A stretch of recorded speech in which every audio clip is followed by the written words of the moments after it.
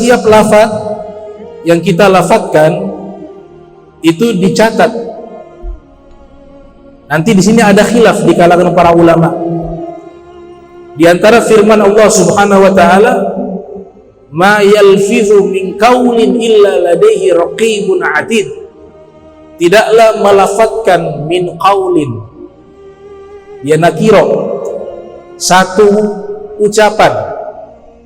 Allah berfirman dalam Al-Quran, tidaklah kita berucap satu ucapan, melainkan di sisi kita akan tertulis ucapan kita raqibun 'atid, di sisi raqib dan 'atid. Di dalam tafsir karya Al-Imam Al-Baghawi yang lahir tahun 433 Hijriah, meninggal tahun 516 Hijriah, berjudul Ma'alimu Tanzil, beliau mengatakan makna raqib adalah hafiz, malaikat penjaga. Atid maknanya hadir, malaikat yang selalu ada. Maka dua ini adalah malaikat yang selalu mengawasi perbuatan kita, berupa perbuatan, tindakan, dan ucapan. Satu kata, min qaulin, tertulis.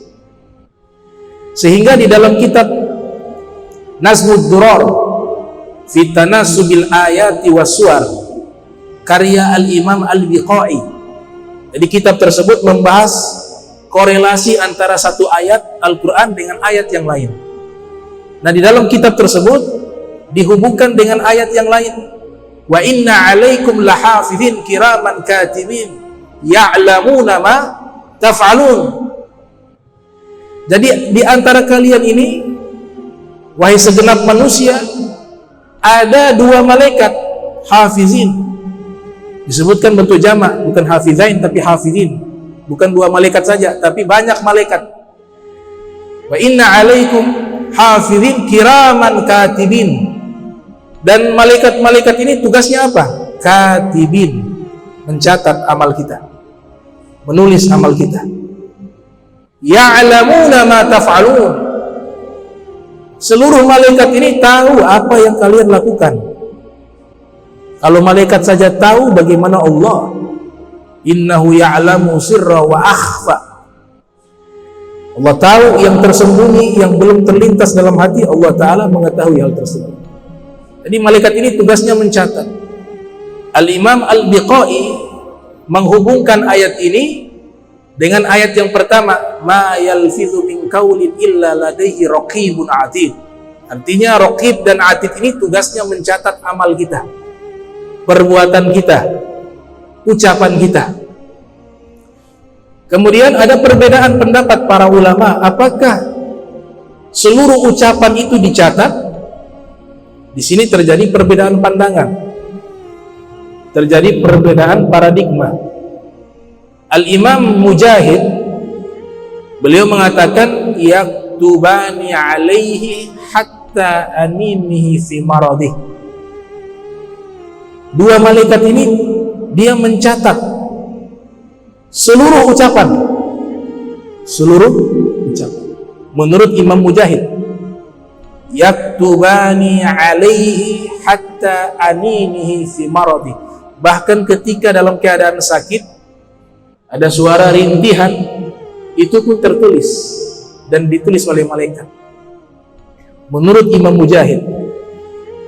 Di dalam kitab Syiar A'lamin Nubala karya Al-Imam Muhammad bin Ahmad Al-Zahabi yang lahir tahun 673 Hijriah, meninggal tahun 748 Hijriah, ketika beliau jelaskan biografi seorang tabi'in bernama Taus bin Kaisan Al-Yamani,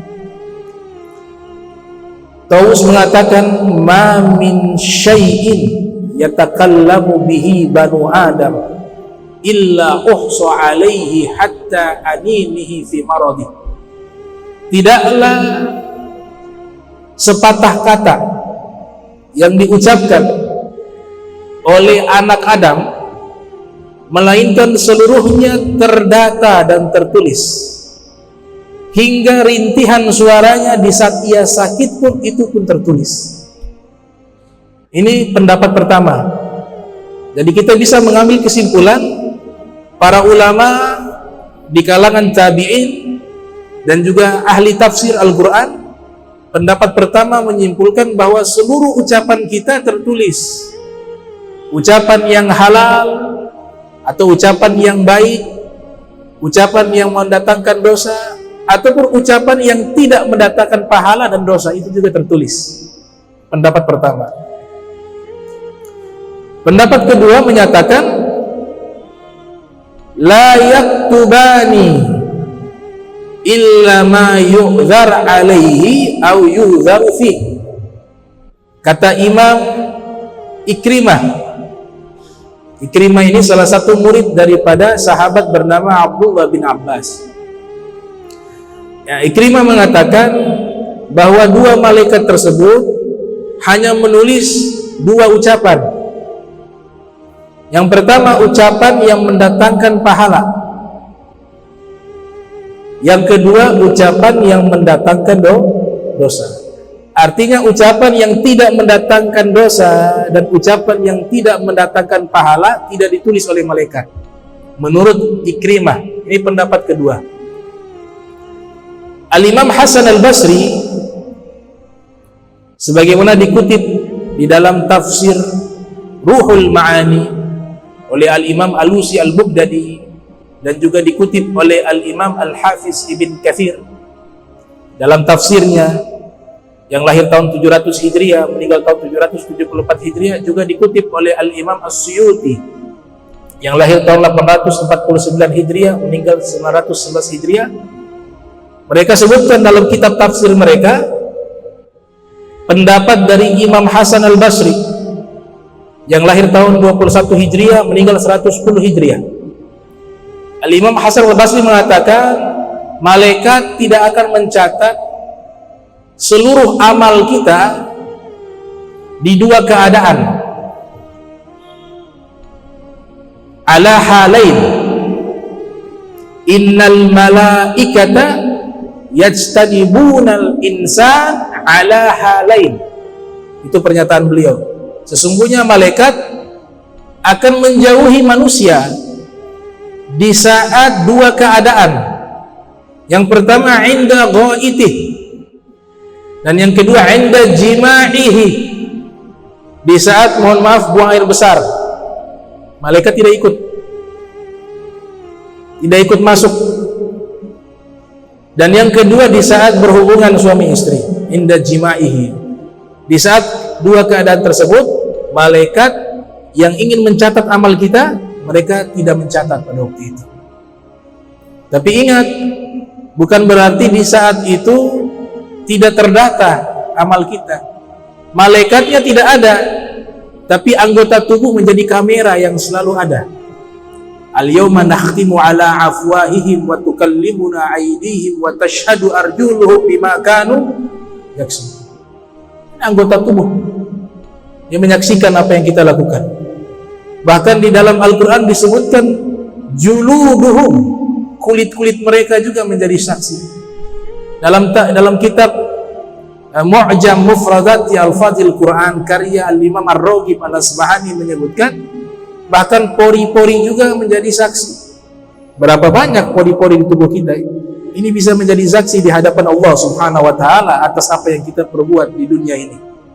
Disebutkan dalam tafsiran yang kedua, kemaluannya bisa berbicara. Furujuhum, kemaluannya bisa menjadi saksi, bisa berbicara. Maka kita sebagai manusia di hari itu tidak ada yang tersembunyi di hadapan Allah. Semuanya nampak jelas dari awal sampai akhir, secara rinci, secara spesifik apa yang kita lakukan. Nah, ini yang disebutkan di dalam surat Al-Kahfi, wa wudi'al kitabu fataral mujrimina mushfikina mimma fihi wa yaquluna ya wailatana ma li hadzal kitab la yughadiru saghiratan wala kabiratan illa ahsaha wa wajadu ma 'amilu hadiran wa la yadhlimu rabbuka ahada. Diletakkan kitab, diberikan kepada orang-orang pendosa, mereka musyfikina, ketakutan. Kenapa mereka takut? Mereka lihat kitab tersebut berisi perbuatan mereka secara rinci, dosa-dosa mereka tertulis, sehingga mereka katakan, kitab apa ini? La yughadiru saghiratan wala kabiratan.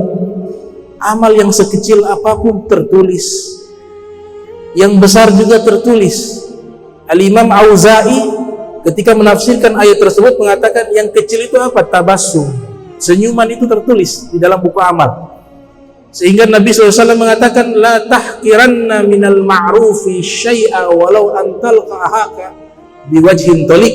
Jangan remehkan perbuatan baik sekecil apapun, walaupun hanya senyuman di hadapan saudaramu. Tabassamuka fi wajhi akhika laka sadaqah, atau kama qala Nabi sallallahu alaihi wasallam. Senyumanmu di hadapan saudaramu adalah sedekah, kata Rasulullah. Artinya apa? Senyuman kita pun tertulis di dalam buku amal. Kabiratan bahka, tertawa, juga tertulis. Di dalam kitab Lubabul Hadis karya Imam Suyuti meriwayatkan satu hadis, Rasulullah SAW bersabda, dhahkul anbiya tabassum wa dhahkus syayatin qahqahatun.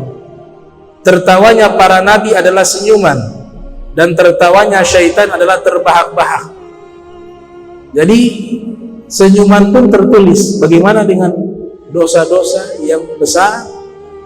Bagaimana dengan dosa-dosa yang kita lakukan di saat sembunyi ataupun terang-terangan? Semuanya tertulis di dalam kitab amal kita. Maka cara menghapusnya menurut para ulama, sebagaimana dikutip di dalam kitab Ithaf Sadatil Muttaqin, syarah daripada kitab Ihya Ulumuddin karya daripada Syekh Muhammad Murtada Az-Zabidi, mengatakan cara menghapus daripada dosa kita di buku amal yaitu ketika kita masih hidup bertaubat dan beristighfar. Kita bertaubat dan istighfar, maka dosa itu dihapus. Tapi kalau kita belum istighfar, maka dia akan tertulis di buku amal kita.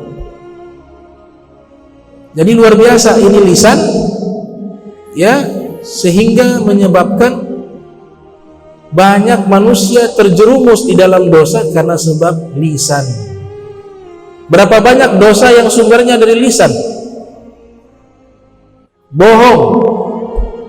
Dari mana? Lisan. Nabi katakan, iyyakum wal kizbah. Hati-hati dengan banyak berdusta.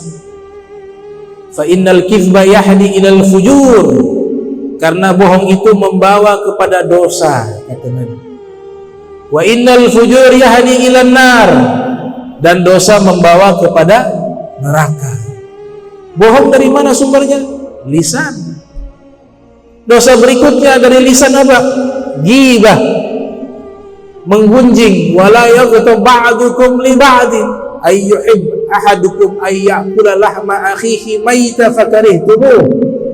Allah Ta'ala sebutkan di dalam Al-Quran, dosa menggunjing itu seperti memakan bangkai saudaranya. Dari mana sumber dosa tersebut? Lisan. Dosa adu domba. Nabi SAW bersabda, la yadkhulul jannatal qattat.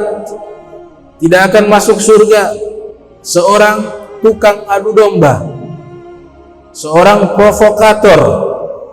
Nabi katakan tidak akan masuk surga, tidak mungkin masuk surga. Adu domba dari mana? Lisan, naklul kalam.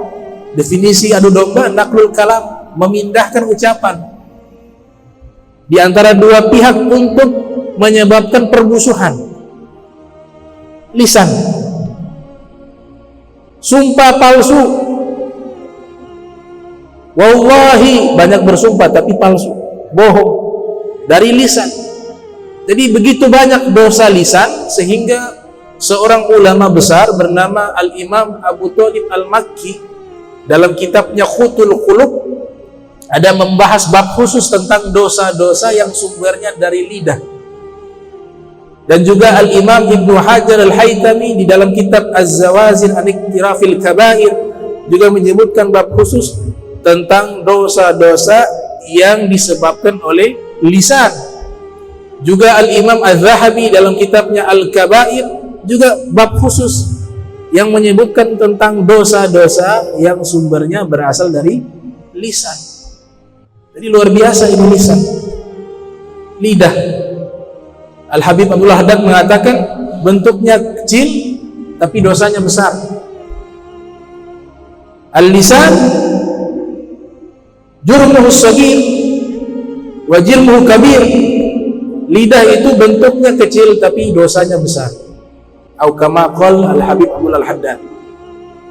Sehingga Nabi memberikan bimbingan kepada kita, kalau kita beriman kepada Allah dan Rasulullah dan juga seluruh bentuk-bentuk keimanan kepada Allah, maka berkatalah baik. Kalau tidak mampu berkata baik, yasmut, diam. Man sakata salimah, man somata salim. Pepatah mengatakan siapa yang diam dia selamat. Bahaya lisan juga disebutkan oleh Imam Ali bin Abi Thalib karramallahu wajhah dengan satu nasihat yang sangat indah. Beliau katakan, al-lisan kal asad. Lidah ini seperti singa. Idza hafiztahu harasak. Kalau kau jaga dia, maka dia akan menjagamu. Wa idza atlaqtahu qatalak. Tapi kau lepaskan dia, maka dia akan membunuhmu. Itu nasihat dari Imam Ali bin Abi Thalib karramallahu wajhah.